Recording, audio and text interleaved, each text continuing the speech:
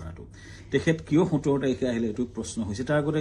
সুস্থ দেহাৰে আহিছে বুলি বহুতে লিখিছে কিন্তু তাৰ দুদিনমান আগতে তেখেতে আমাৰ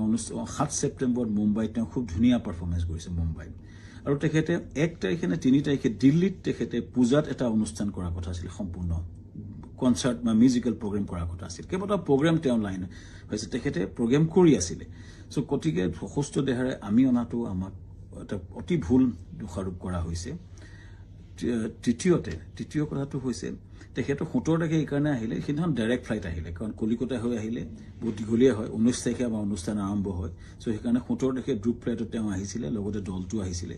আমি পেন পেচিফিক হোটেলত ৰাখিছিলো আমাৰ যত অনুষ্ঠান হৈছিল তাৰ লগতে সান্টেকৰ লগতে পেন পেচিফিক এখন 5 ষ্টাৰ হোটেল সকলো দলটো আমি ৰাখিছিলো ভালকে ৰখাৰ চেষ্টা কৰিছিলো আমি তেওঁলোকক কথা পাতিছিলো যে তেওঁ কৈছিলে আমি অলপ জিৰণি লম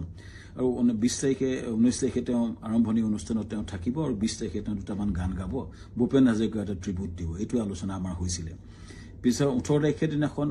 19 তাৰিখে আমাৰ অনুষ্ঠান আছিল 18 তাৰিখৰ দিনাখন আমি তেখেত খবৰ কৰিতে শুই আছিল আমাৰ বহুত বিভিন্ন উত্তৰ পূৰ্ব মানুহ আছিল তেওঁ লগত তেওঁ ভায়েক আছিল আৰু তেওঁ সিদ্ধাৰ্থ আছিল মেনেজাৰ আৰু দল আছিল 19 তাৰিখৰ দিনা ঘটনাটো ঘটিলে যেতিয়া আমাৰ সেইদিনাখন উত্তৰ পূৰ্বৰ বিভিন্ন মন্ত্ৰী বিষয়া লগত আমাৰ এখন মিটিং চলি আছিল উদ্যমী সকলৰ লগত সিংগাপুৰৰ মিটিং চলি আছিল যাতে আমি ৰাতিপুৱাই গৈছিলো তেতিয়া এই জাহাজৰ ঘটনাটোৰ কথা মোক সিদ্ধাৰ্থ শৰ্মাই ফোন কৰিছিল 3:30 বজাত আমাৰ মিটিং আৰম্ভ হৈছিল 12:30 বজাত সো 11:30 মানতে মই সাংগ্ৰিলা হোটেলত গৈছিলো আৰু তাত 3:30 মান বজাত আমি গম পাইছিলো যে এনেকুৱা ঘটনা এটা ঘটিছে সিদ্ধাৰ্থ ফোন কৰিছিল কোড ঘটিছে কেনেকৈ ঘটিছে আমি একো গম পোৱা নাছিলো লগে লগে বহুখিনি তাকে লৈ ফোন আহিছিল কিন্তু মই উত্তৰ দিব পৰা নাছিলো আসলতে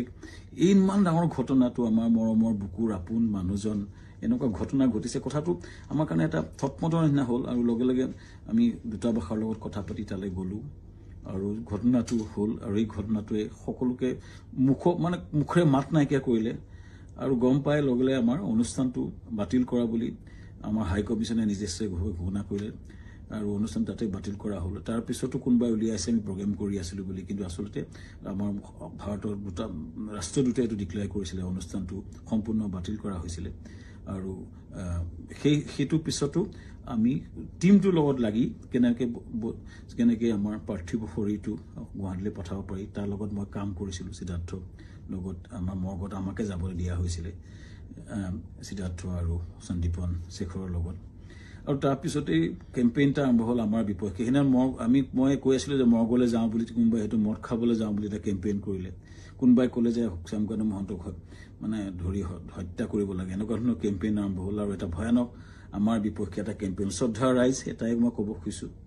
যে আমি গোটেই প্ৰক্ৰিয়াটোত কোনো